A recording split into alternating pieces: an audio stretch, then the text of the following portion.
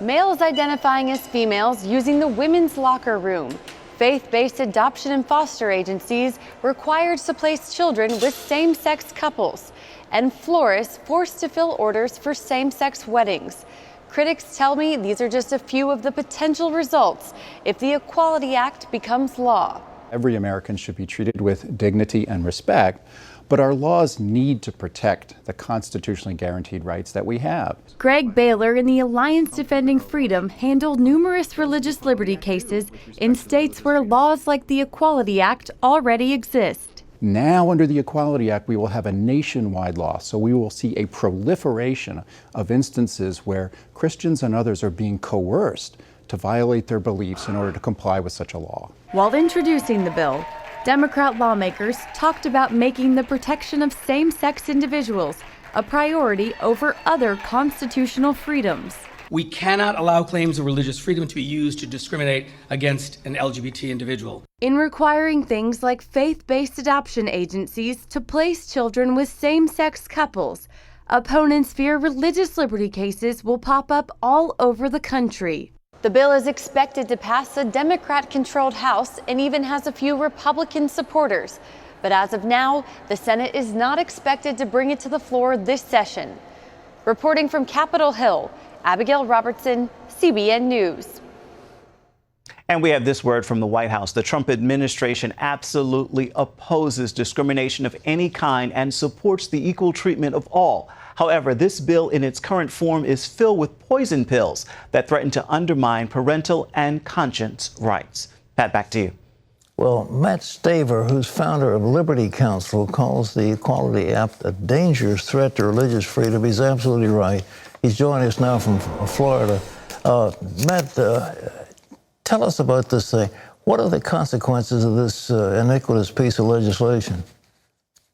Well, the best way to conceptualize this, Pat, is that what you cannot do legally respecting race, you will not be able to do legally respecting anything related to LGBT. And this includes churches and religious organizations. So churches, for example, now are not able to both morally, biblically, and certainly legally have segregated restrooms, shower rooms, locker rooms, etc.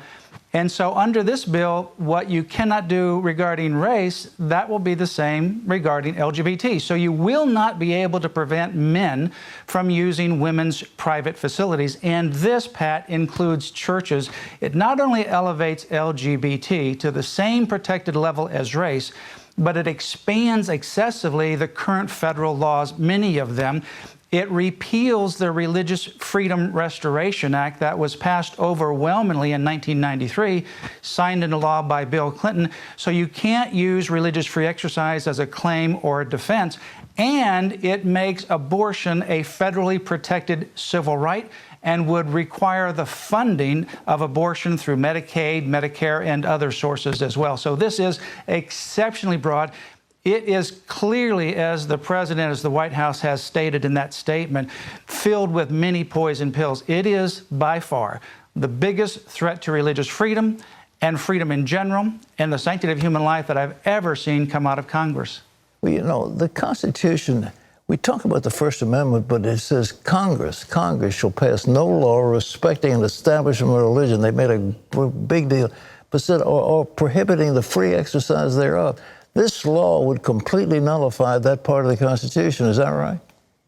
Exactly, it would. And so for churches and for Christian universities and colleges, say, for example, like Regent and others, you would, if you did not comply with these mandates, if you refuse to allow a boy, a man, to sleep in a hotel room in the same room with the girl when they're on an overnight athletic event or something else, when they're on an overnight stay, that would be like race discrimination, and this would be discrimination on the basis of LGBT. That would result in loss of tax exemption, and it could also affect accreditation of colleges and universities. So this is exceptionally broad.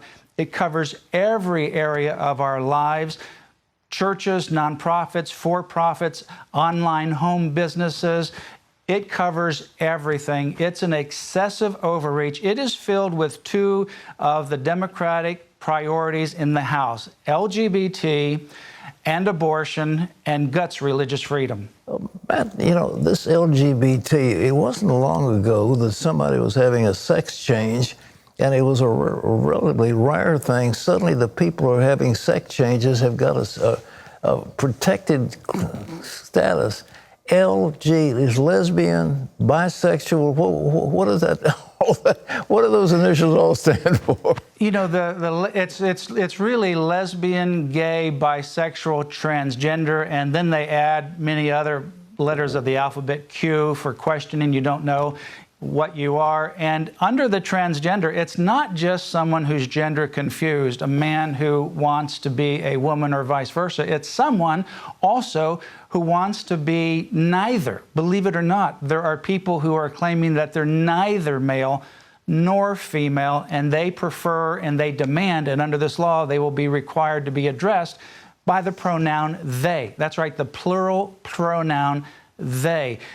This is exceptionally broad. You're not going to be able to get away from this if it's passed. It will certainly pass in the House. The real battle will be to stop it in the Senate. There's already 45 or so co-sponsors in the Senate. All the Democrats are lining up there, including at least one Republican. But I think that's the battle where we can stop it. We don't need to let it get to the president's desk for a veto. It needs to be stopped in the Senate because it is literally culture changing in so many aspects. Matt, where did it come from? I've been doing these things for years and years, but it looks like the last 5 or 10 years, this has suddenly gained incredible momentum. What's the origin of it? Who's sponsoring all these things? You know, it makes no sense, but what we see is an exponential, rapid growth of this LGBT issue. And the LGBT issue is intolerant. And the target is religious freedom, churches, people of faith, because that's the last bastion that holds to Judeo-Christian values. And that's why this literally guts religious freedom. Chuck Schumer was a co-sponsor of the Religious Freedom Restoration Act. And this law, for the very first time, specifically says you cannot use the Religious Freedom Restoration Act as a claim or defense. So it literally guts religious freedom. The ultimate target is religious freedom, people of faith. This would also reverse the ability of churches, synagogues, and mosques to make hiring decisions based upon their religion. So in other words, a synagogue preferring Jews over Muslims would be in violation. A church preferring Christians over atheists would be in violation of this law. Can you get Jewish support for this, for the work you're doing? I think we can get Jewish support. I think we can get a broad-based support, because once you really start to look at this law, it's really right there on the surface. It literally removes the law's protection that goes all the way back to 1964, that churches, houses of worship, can make hiring, employment decisions based upon their faith. It makes sense that Catholics should be able to prefer Catholics in their church. Protestants should be able to prefer Protestants, Jews, Jews, Muslims, Muslims. But this literally repeals that ability across the board. So I think the more people become aware of this bill, maybe not with some of the radicalism that's happening in the Congress, particularly in the House, but the grassroots, religious faith leaders and faith communities, once they realize the impact of this bill, it's far beyond just LGBT. As bad as that is, as dangerous as that is to freedom, it is a broad-based repeal of religious freedom across the board. Well, Matt, thank you for being, and thank you for the work you're doing. And I wanted to ask our audience now, I think you should call your senator or your congressman, your representative. The telephone number for the Capitol Hill switchboard is 202-224-3121.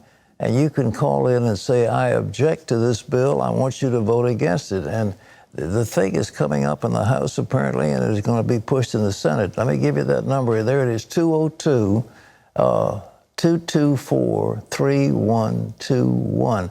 That's the switchboard, and I think everybody in this audience right now, go to your telephones and jam up those phones up there and let them know that you are opposed to what is called the religious, Equality Act. The Equality Act. It's just, of course, It's got a name and all. They always give the good names to these things. This is a devastating blow to religious freedom and to the sanctity of America. If you want to bring the judgment of God on this nation, you just keep this stuff up.